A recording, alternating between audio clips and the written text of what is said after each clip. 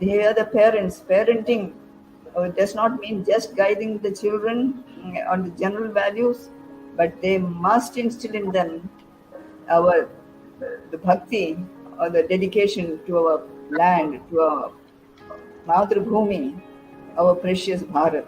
The kind of help parents can give requires mindfulness in the sense of being attentive to the child, understanding the child, and being responsive to the child's needs, because ultimately the child's happiness should be all that matters to us as parents. Spacecraft came out of the womb of the rocket, and I felt always like that. The mother takes it to the space, it delivers it there for a greater journey beyond that point. I think that symbolizes the roles of a parent and the journey of a child. To be a mindful parent, or to walk the path of mindful parenting, I think we as parents need to regulate our emotions. We need to be very strong.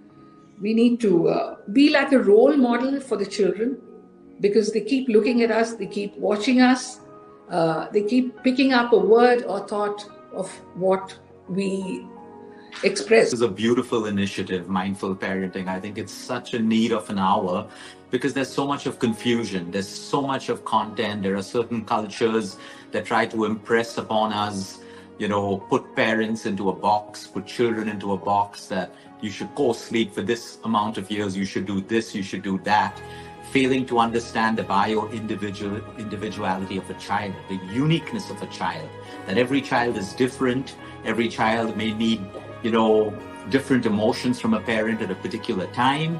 And in mindful parenting or conscious parenting, it's very important that the minute we start treating children as equal to parents, and we stop believing that we need to fix somebody, it makes a world of a difference, because then you're giving them equal respect and equal love.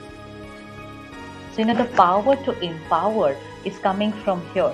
So whether it's parents, whether it's educators, actually the entire society, because we are who are creating that energy. It's like we live in Delhi, so the air pollution, somebody else may be creating it, but everybody is getting affected by it. Similarly, who's creating the vibration of the city, and the children living in that city are getting affected. Not actually we give children, or we are teaching, or we are giving something. Actually, we are learning from them. The parenting, in my perspective, is something in this era is that we share and we learn together.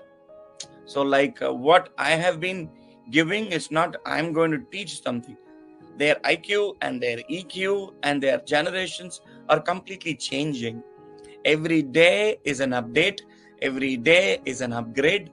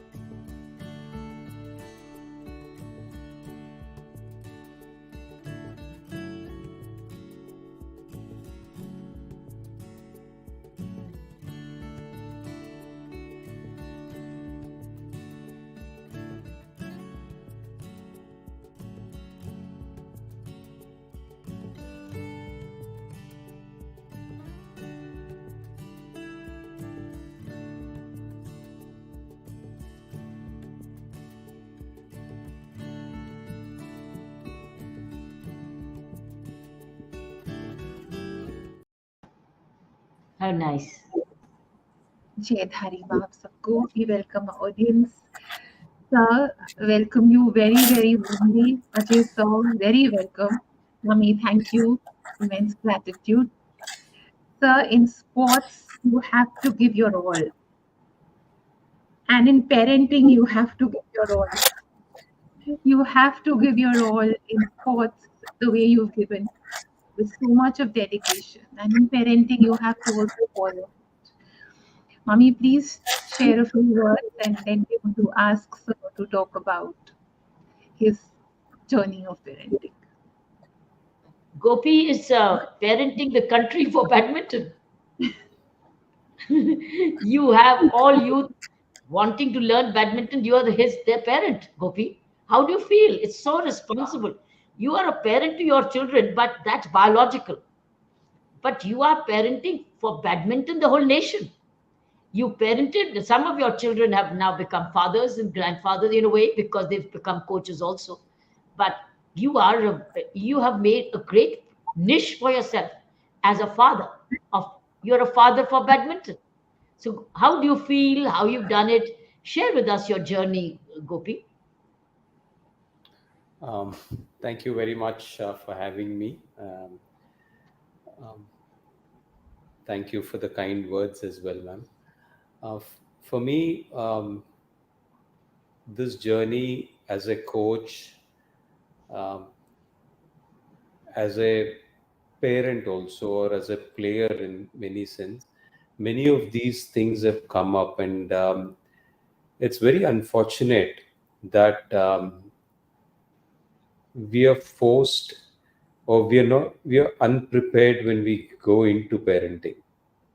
And a lot of times we just are there, we face issues, but we have not really prepared for it. And I think that's a bit of a concern for me, even in my life, because I would have really wanted to be ready to be a parent in the first place. I think when people get married, I think one of the biggest questions we should be asking ourselves is, are we ready to bring another soul into the world?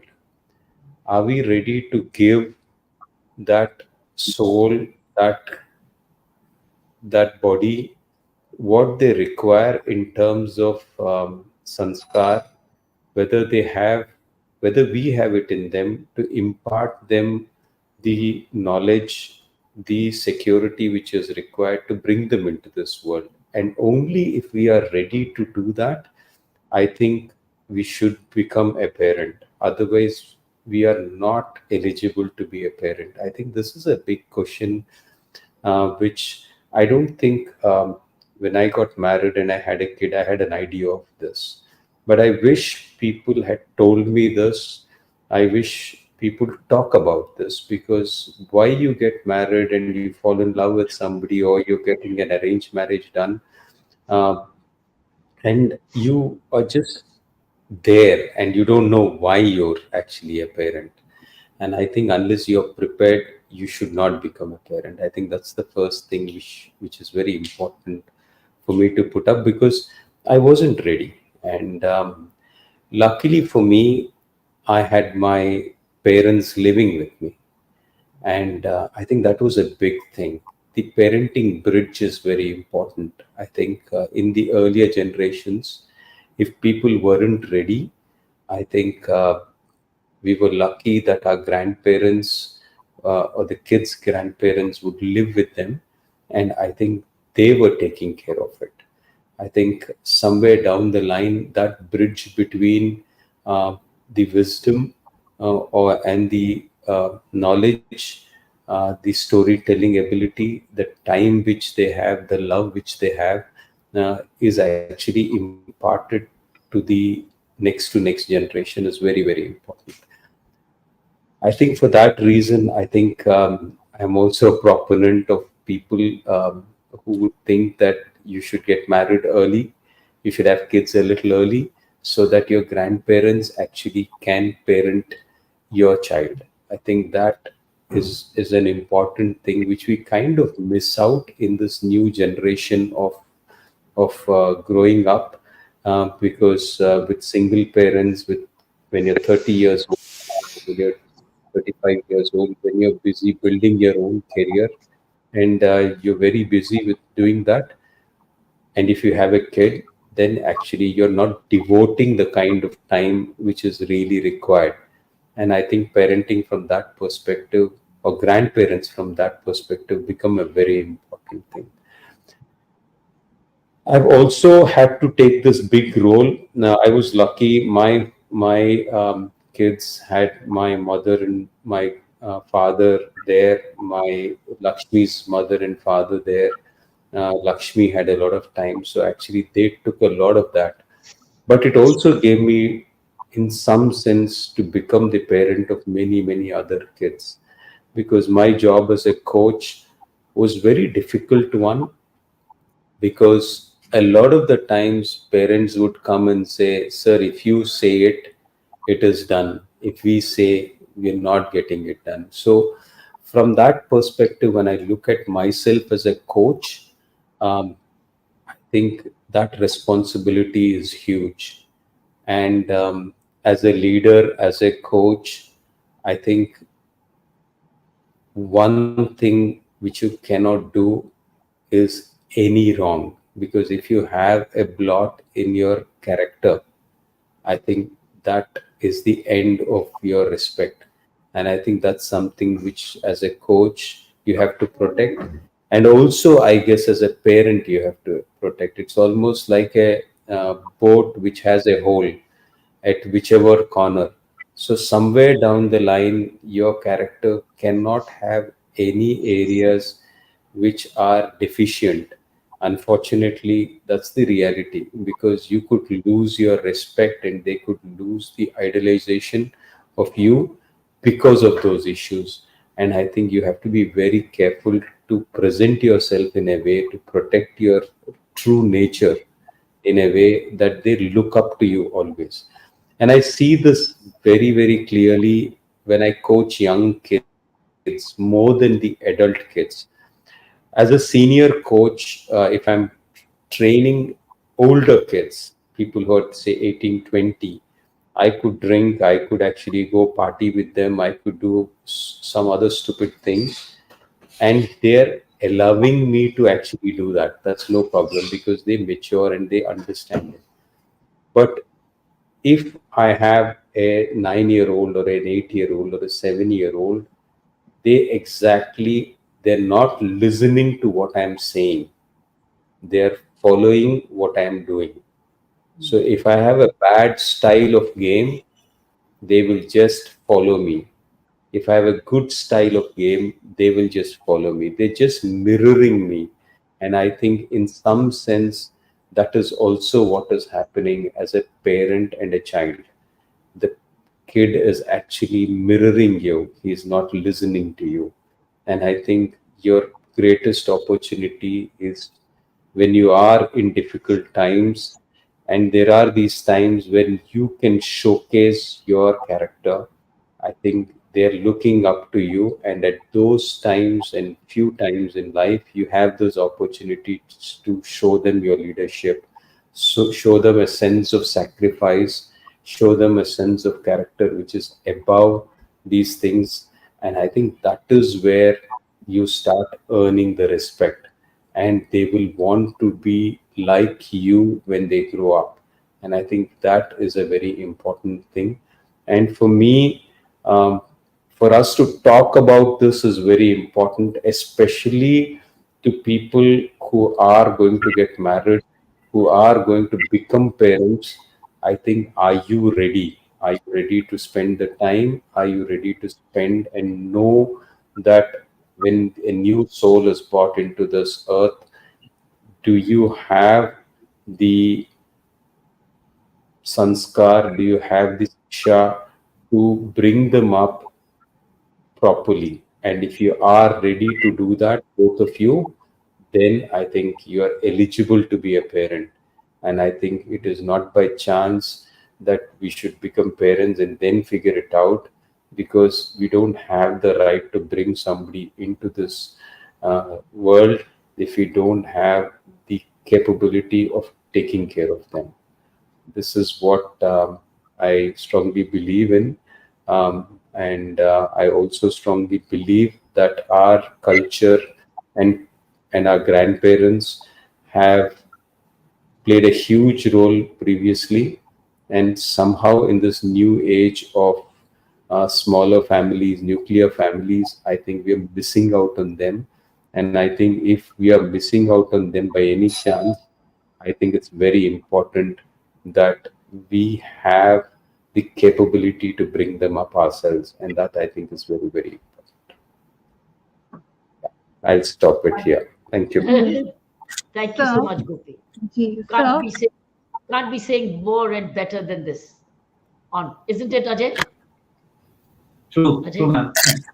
Can't be more than this. Yes. Sir, I think I'm sharing this with Gopi sir and Ajay sir and Mami and the audience. I can't help it. My question to you is going to be,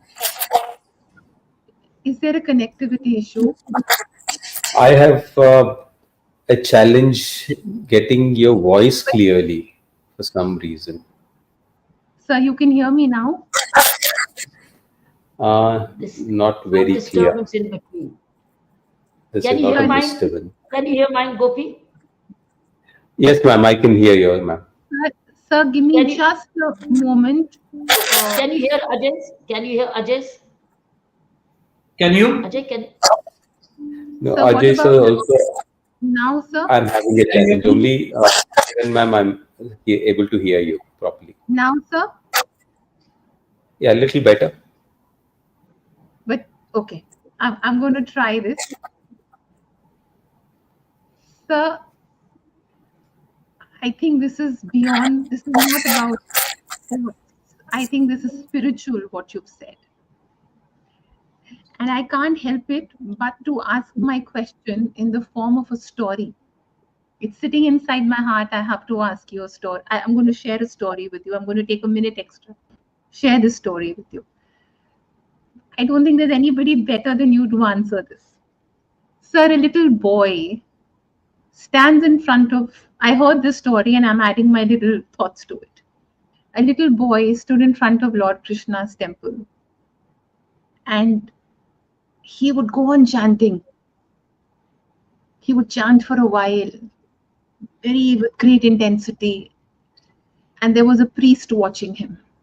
And he saw the boy do this for a few days. And the priest came to the boy and said, "You don't know, you're too young for Vedic mantras. What are you chanting?" Tiny boy, he says, "I've just learned the alphabets in school. So I'm chanting all my alphabets for Lord Krishna, and the Lord can make his own prayer for me out of them. The Lord can word it for me. The Lord can make his own words for me and make my prayer." Sir, purity of thought, word, deed, intent. Why are we not driving home this in our children's life? We are talking about integrity, honesty, great. Purity. Sir, I'm only talking about purity of thought, word, deed, intent. I specify, I'm not talking about habits and food. Please, I'm talking about purity of thought, word, deed, intent. We are not seeking it for ourselves as parents, and we are not talking about it. We're not driving this point home, sir. Ji, sir.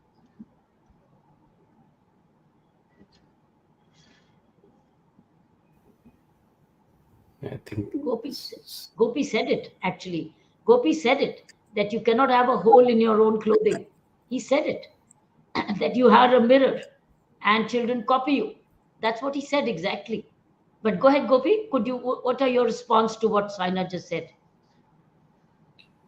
Ma'am, I think today with the various cultures being mixed, and I see this as a big challenge, because even in the last, say, 20 years of my coaching career, earlier I would not have any issue with telling people something and they following it up. That's how coaching system was. You say something and you start doing it. Today, even a young kid is actually saying things.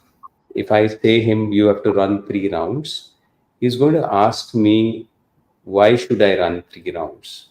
I'm actually playing badminton. Why do I need to? So today I need to explain to him better, because people's education has become better.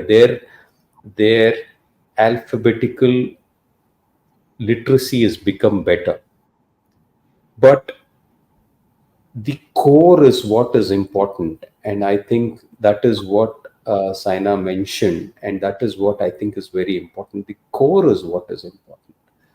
I can have a lot of people come and talk about hard work and discipline very well. They can articulate it very well. They can actually put logic to their arguments very, very well.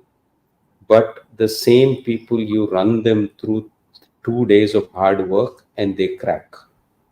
And the problem is that we are having too much of importance given to words, and too many things are being said very nicely. The presentation is very nice, but the inner core is actually very, very hollow. So when you have challenges, you're breaking. When you have failures, you're leaving. And when you're talking big. But when you're actually faced with issues, you're actually buckling down. I think that for me is the core issue which is important.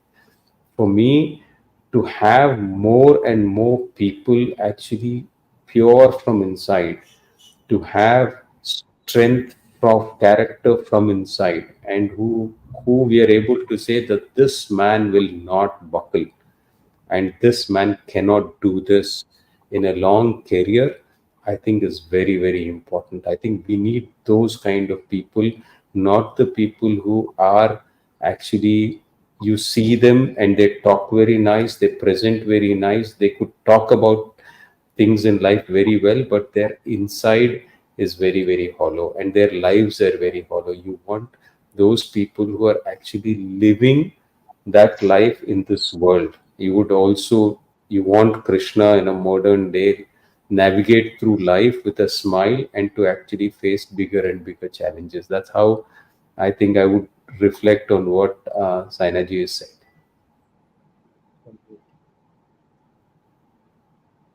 So I'll ask if there isn't any other question. I'll ask sir.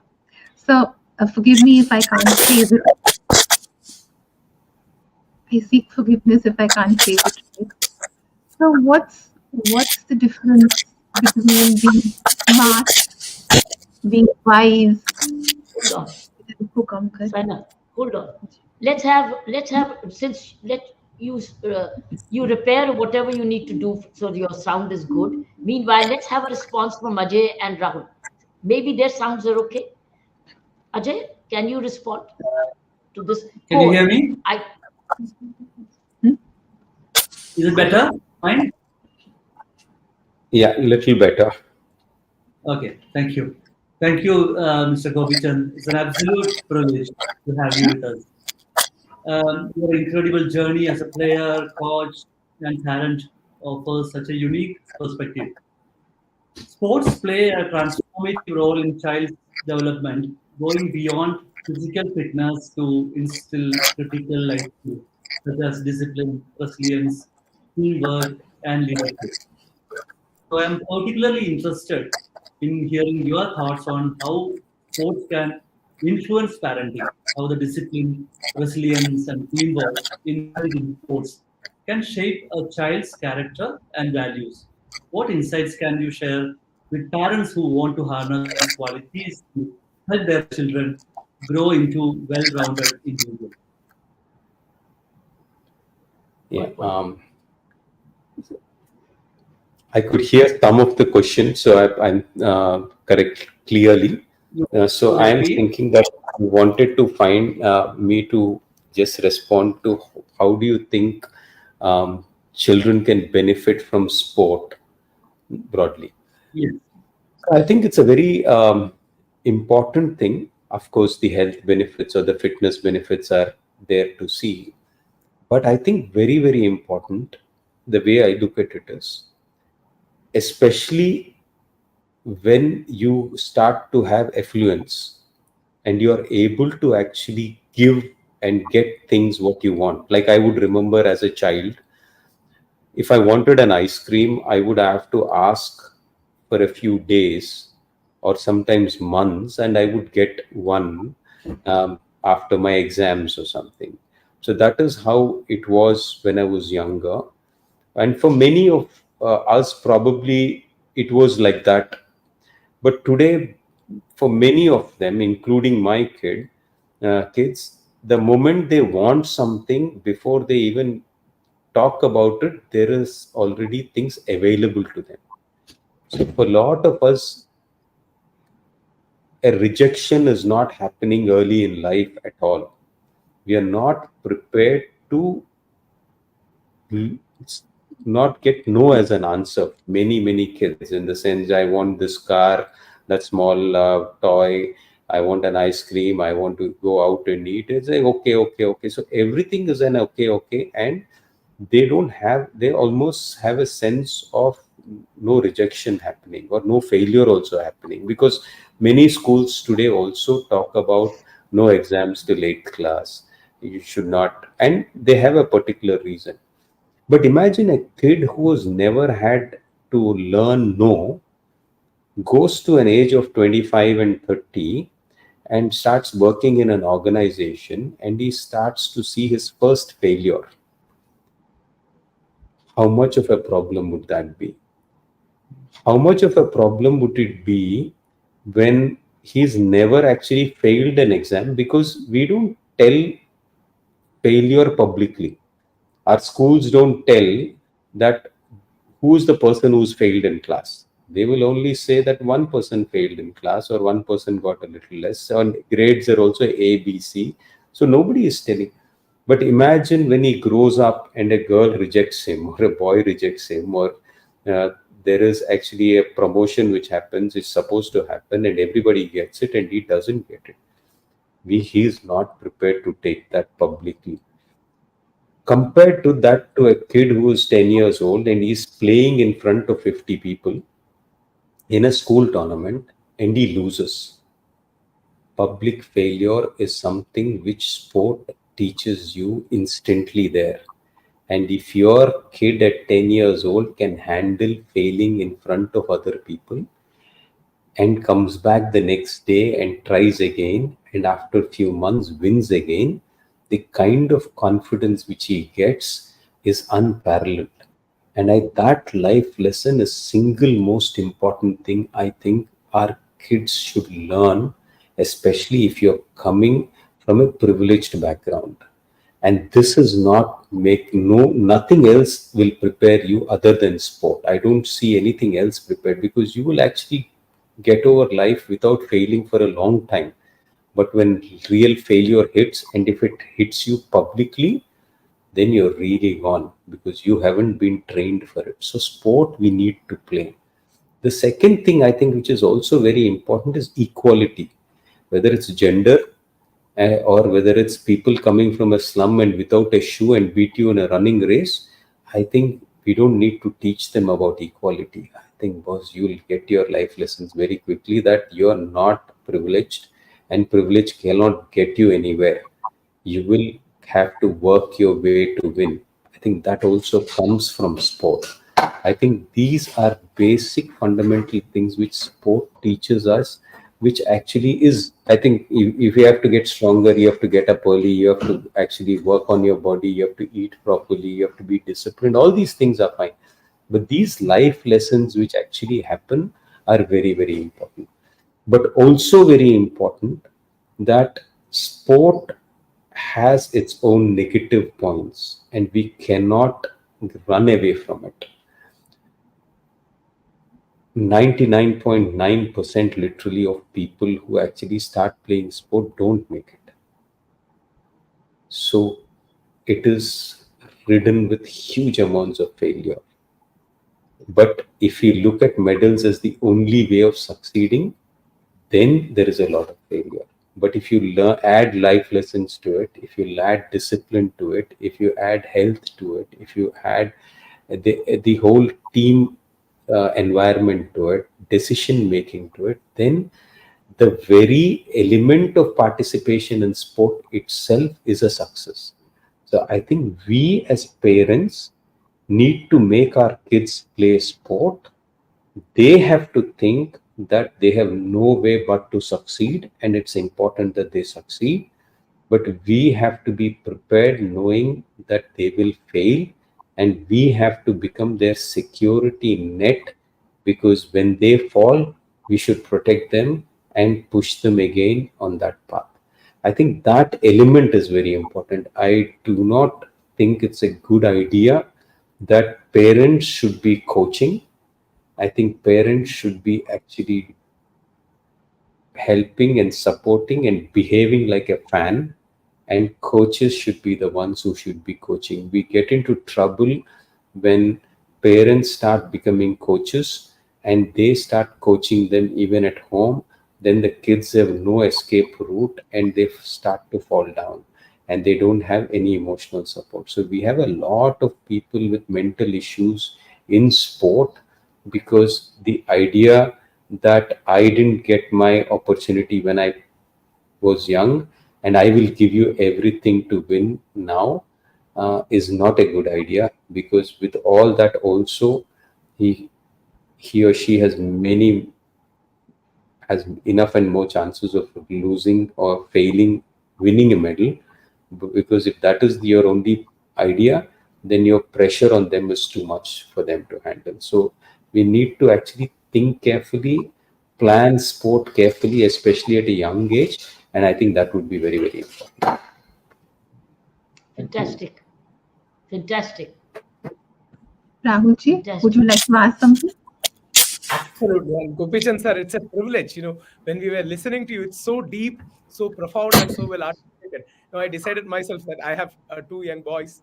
I'll definitely make them that sports angle, failure angle, definitely yes. So, as a parent, can you tell me what will be the most important lesson that you will be telling a parent to focus on their child? That's one failure you have mentioned. Any other aspect regarding values or ethics that you would like to mention about?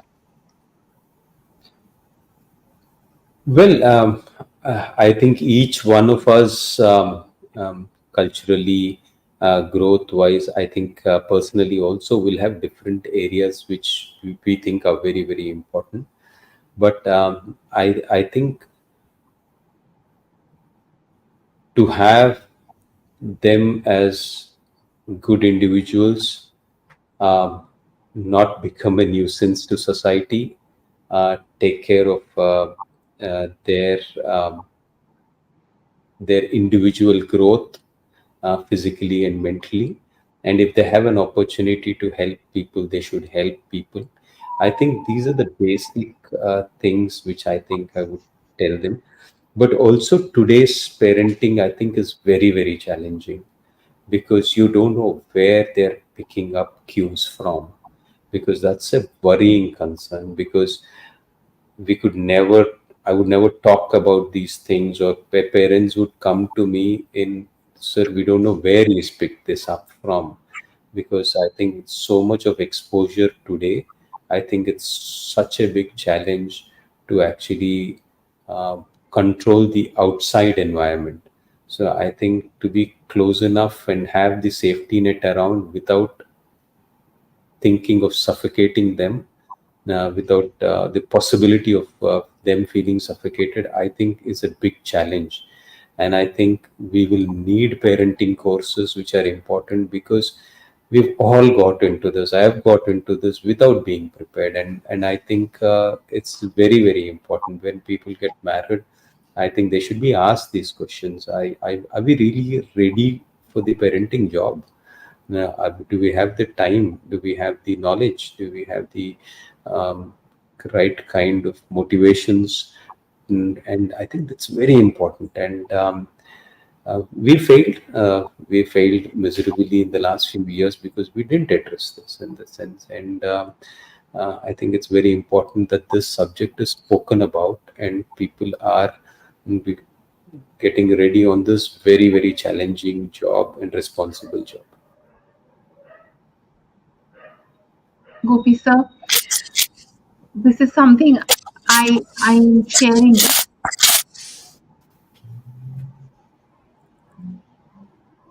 This is a thought I'm sharing with the youngsters. This is a thought I'm sharing with the youngsters on a daily basis. So, overexposure. This is what I'm telling them, and please guide us. What is the difference between being clever, intelligent, wise, smart, worldly wise, insightful? There's a huge difference between these words. I'm asking them to drop the cleverness. Let the exposure make you insightful. Drop the cleverness. Sir, your thoughts on this, sir? The चालाकी छोड़ दो, छल कपट छोड़ दो, wise बनो, समझदार बनो, insightful बनो, thoughtful बनो, चालाकी छोड़ दो. जी sir. Ma'am,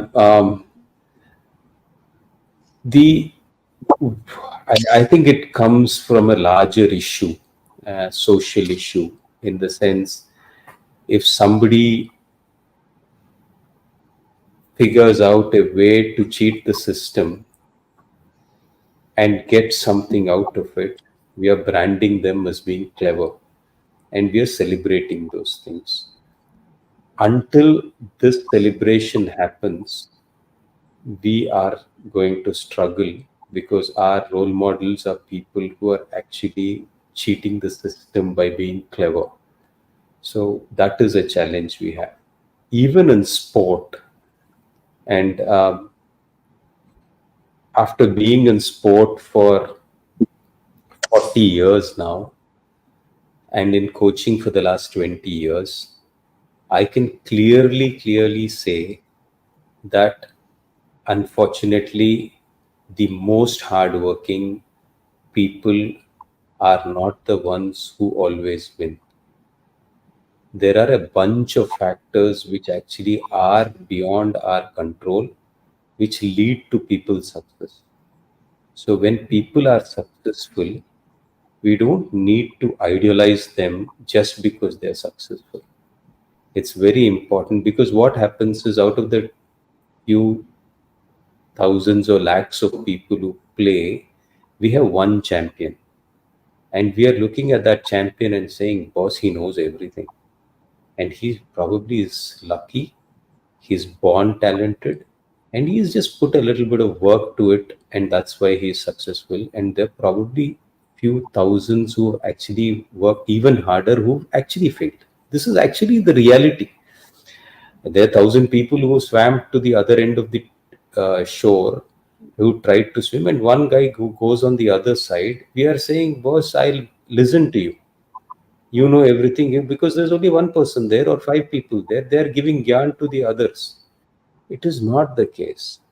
Unfortunately, it is not the case. And I find it very sad that I've seen great hardworking kids lose. And I'm like, come on, this is not fair. But yeah, maybe their luck is not there, their fate is not there, but the guy who has won is definitely not the role model you want to.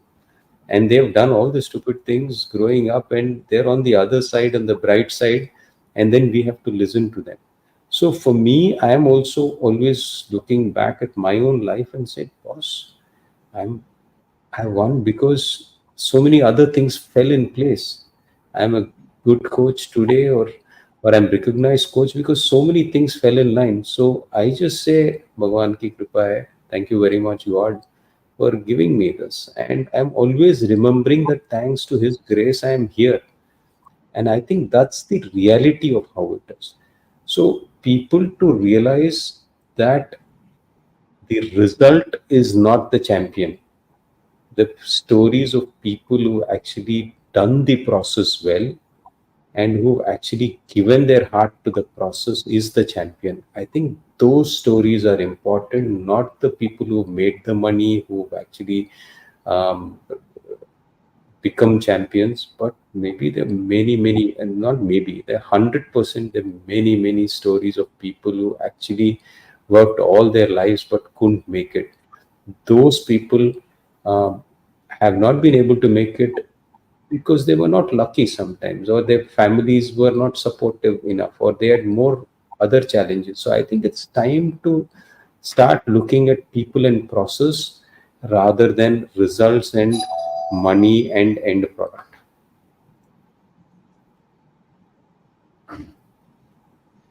Ji, sir.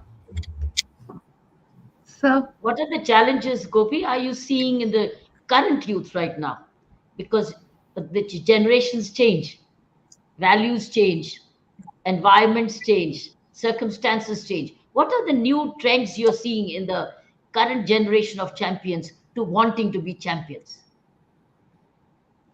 Ma'am, one significant difference which I see, and it's a clear difference from say 2000 to 2016 to 2024, is that when we went in 2000 to the Sydney Olympics, when I went as a player, we won one medal, but 98% of the team, or even more, was happy collecting memorabilia, looking around and taking photographs. That is how the nature of the team was. We all wanted to be part of the opening ceremony. All wanted to be part of the closing ceremony. We wanted to be seen on television. That is how our mindsets were. Fast forward 2016 and even now, we had only 2 medals in 2016, and we have only 6 medals now in 2024. But almost 80% of the team or 90% of the team wanted to have clearly their best performances there. They may not have succeeded, but at least in their mind they wanted to win. And back in the day, if an athlete of another country came, they would actually be respectful and they would be like, oh, we are small, they are big, kind of a thing. But today, the young generation is ready to challenge the world. I think that is a clear difference in terms of confidence from where we were maybe 20 years to now. That is significant difference in the mindset. If somebody were to argue, they'll say, to hell with you, we know it. So I think that mental makeup is definitely something which has actually changed very clearly. That is something which I know. Other challenges, I think short-term goals, short-term gratification is, I think, something which is a big challenge, because for me, we would have tournaments only in December, and in February, March, we are thinking and training for December. That is how our mindsets would be. We were like 10 months, no tournaments. We're not like, I need to train. So every day morning we're going training. But today, if I don't have tournament for 4 weeks, I have players almost like, oh, I don't have tournaments for 4 weeks. I'll go on a holiday or I'll spend time doing something else. I think that for me is the challenge which we have. Short-term goals, instant something now. Long-term, I think I just put in my effort and then it will be useful someday. I think that element is not there. So coaching today is more like you need to give them challenges every week, short-term goals leading to long-term goals.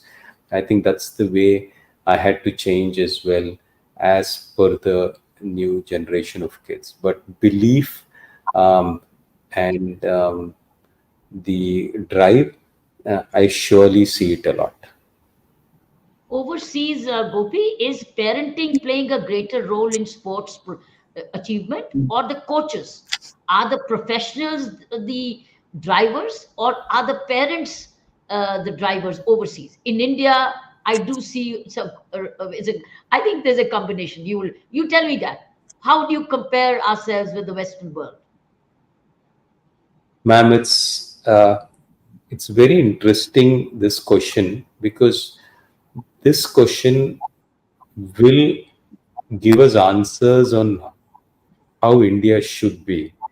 And my challenge with the ecosystem has also been this.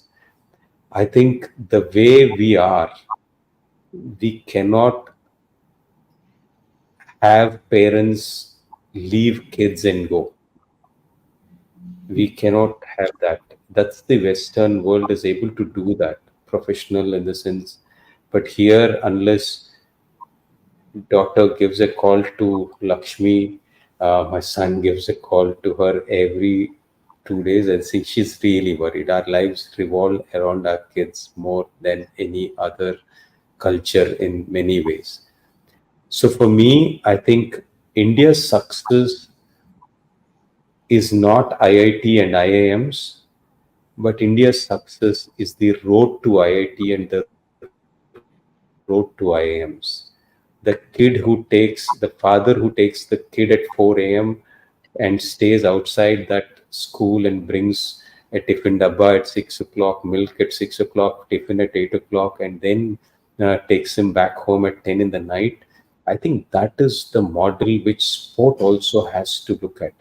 I think we have to think differently because culturally we are different.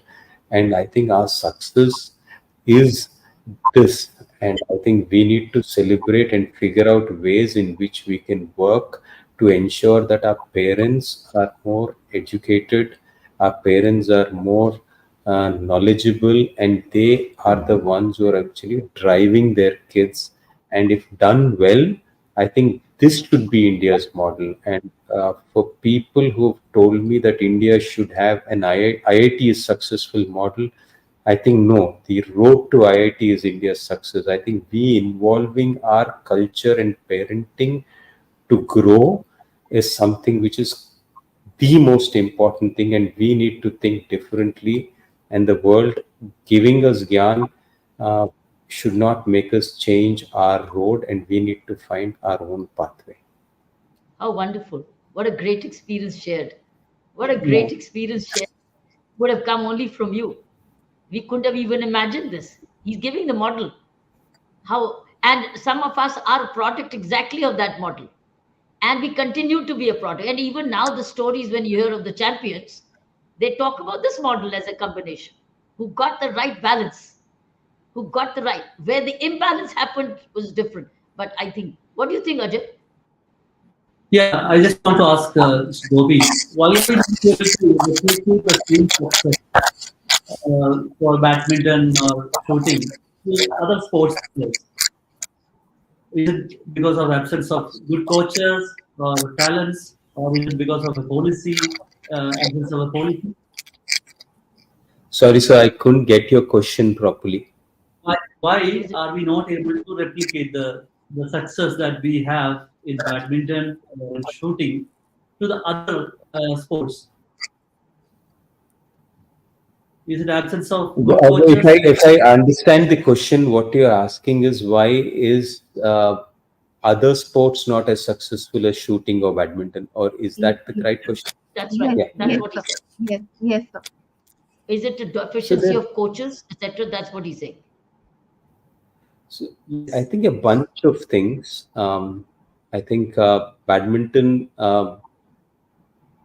the frame of a badminton player, if you're a 5'8", 5'9", or 6 feet, you can be a good badminton player. And skill plays an important element. So we've actually, our physicalities, all of us in this room can be good badminton players.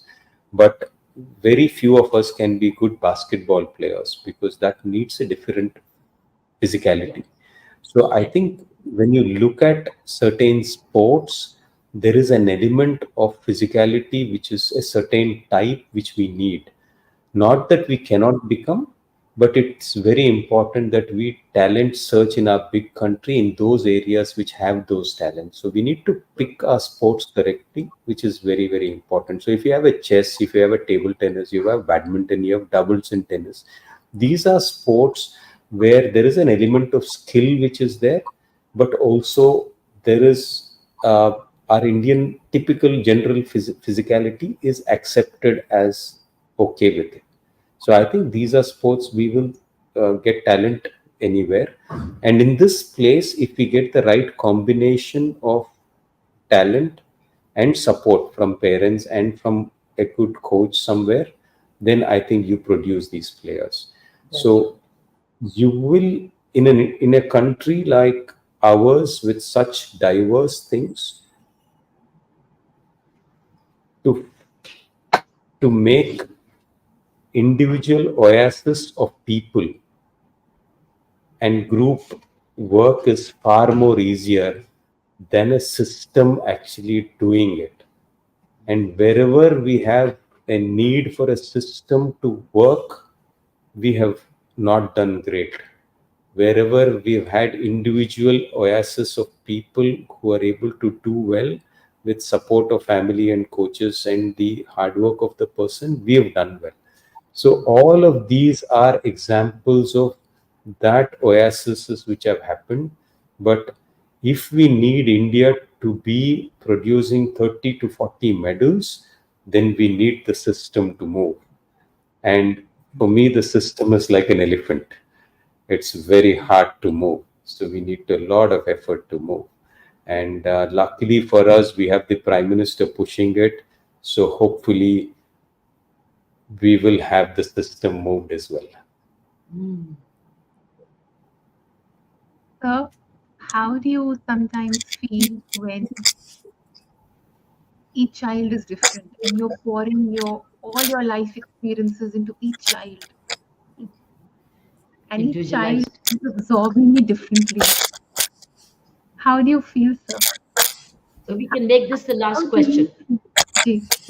We can make this the last question because Saina's having the sound interference in it. So she says, how do you individualize? How do you feel every child? How do you identify the individual, each child? Every child is a trophy. Each child is a medal for you. And I'm also asking, so what's going within you? We want to hear you. Your voice has been so beautiful today. What do you feel, sir? You're very sensitive. You're very emotional. How do you take care of your being? Because you're giving your all to each child. Yes. How are you looking after yourself? You live so many lives all over again. You live match to match, medal to medal. Gopi, yeah. Every medal is yours. Every loss is yours. Every victory is yours. And when your student is playing, I can understand what's going on with you, both as a parent and as a coach. Yes, and sir. as an expectation, when the whole country is expecting from you, what goes on within you. Yes, that's what my heart is. So how are you looking after yourself, taking care of yourself? Because your thoughts are so real to life. You're very sensitive, you're very emotional, and you pour all your love into each child. How are you taking care of yourself?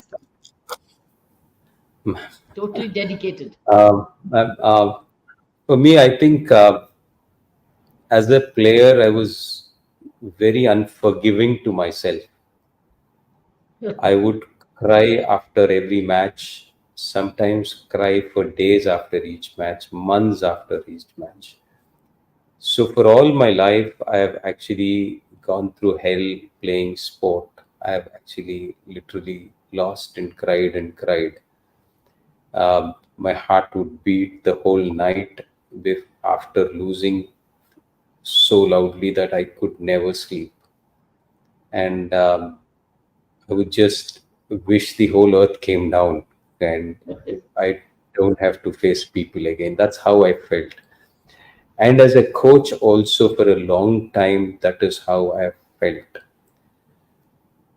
Today, there is a lot of effort which I put in to win. but I'm very, very forgiving to the students when they lose. And I think it's okay. I think to hell with the world, it doesn't really matter. You've given it all you have. You have enough and more reasons to be proud, and doesn't matter, just move on. I think for me, like I could see, for example, I've cried uh, during matches, I've cried after matches. Like for Pranoy at his World Championships, I was crying. At the Asian Games, I was crying. At this time, I was crying. I was crying because I know the kind of pain he was going through. He had chikungunya a month ago. He couldn't open a bottle of water, and his hands. I can imagine if you're a player, your shoulder is hurting or your knee is hurting, but your left hand fingers are hurting. That's like nightmare. So I'm sitting behind. I'm saying, God, just keep him healthy and keep him happy. To hell with the win. I don't even care, because I have seen many champions who are broken, and I don't want people to win at any cost. It's not worth it. And I think it's a very important thing that I don't care if that you become a champion or not. It's not important. I think just stay happy, stay healthy, enjoy the process, and God willing, you'll win. It's okay if you lose. And I think it's important that when you're on the job, you're trying and trying. It's very important. But when you're off it, just be grateful for what you have. Sometimes we forget that. I think whatever I have is happy enough. Whatever I get is good enough. Whatever I have is thanks to your grace, I'm grateful enough. I think to have a sense of gratitude to what you have is important, and to actually give it all you have is also important. But don't take it to heart too much. It doesn't matter. I think that's the sense I have. I'm a lot more forgiving to myself now, and that's the only way I'm going to continue. And since I haven't taken the responsibility of producing champions after champion for the rest of my life, it's not. मैंने कोई ठेका नहीं रखा है. And since I will give it all, I'll go back and I'll rest. And if everybody in the ecosystem wants me to work, I'll work. Otherwise, I'm happy where I am. And if I have big players come, okay. If I have small kids come, okay. If I have 50-year-olds come, I'm a teacher and I love the job of teaching. I love the process of teaching, and that's why I'm coaching and not anything else. And I think that perspective for me is very important, because I don't care who's in the other side whom I'm teaching. I'm a teacher and my job is to teach. And if that gives me fame, very good. If that gives me money, very good. If that gives me produces players, very good. But I'll still get up and go at 4:30 in the morning, and I will coach because I love it. And if I'll do it till the day I love it. And if not, it's okay. God's been kind, and I'll celebrate my life for the rest of the time I have. So you found your middle path. You found your middle path. You found your balance, Yes, and you found your compassion for yourself by age maturing and maturity. hopefully. I think there's a long way to go. I have actually changed my perspective of life enough times to be humble enough to say that I might be wrong today. And maybe today is this way I feel, and tomorrow's I could feel another way. So be it. But this is what I feel today, and I live by what I feel today strongly. So basically, you found compassion for yourself, and you're being compassionate towards your students as well. Ji, Gopi sir, I have a special request. Beta, I have to leave. Beta, I I just I just need a moment. It's on a very lighter note. Gopi sir, can we have you back with us every few months for parenting? Yes, that will be great. Yeah, it'll be great. It's a request. Every few months, could you please come back? Because you're a wonderful combination of being a parent and a coach and a player yourself. Player, coach, parent. My God, what a rare combination. So, Gopi, you got to find time for us, maybe a few months No, later. always, ma'am. It's an honor, ma'am. Thank you. Thank you. You Thank and then you, sir. Lakshmi too. Next time we must have you and your wife as well. Maybe your Yeah, child. yeah, will. yeah. Yeah. Yes, We'll yes, have ma'am. the family. We'll have the family look at parenting, mothering, daddy, mummy. I think it'll be great fun. We'll have the Yes. family next time when let's have the family. Okay, Saina? Ji, Okay. thank you, sir. Thank you so much, and forgiveness for this audio Thank you. issue. But you Thank were you. lovely, You've done sir. it against odds. You were Yeah. lovely. Ji, sir. Done it against all odds in Orissa. I believe you have a appointment with the Chief Minister of Orissa right now. Am I Yes. there? You're there. So No, despite it's all odds, tomorrow, but I'm actually happy that we've been using the Odisha government conference room. Yes. Actually, I Right. was How nice. at that. So you've Lovely, done sir. with what you had, and you made the best of wherever you were. Lots of victories, lot of contentment, lot of achievement, lot of prosperity for you, and very good health and the growth for your family. Our prayers are with you. Thank you, sir. Ji, sir. God bless you. Thank you. Thank you, Ajay, sir. Thank you, mommy. We Thank thank our audience. Thank you. Thank you. Thank you. Ji, sir. Thank you.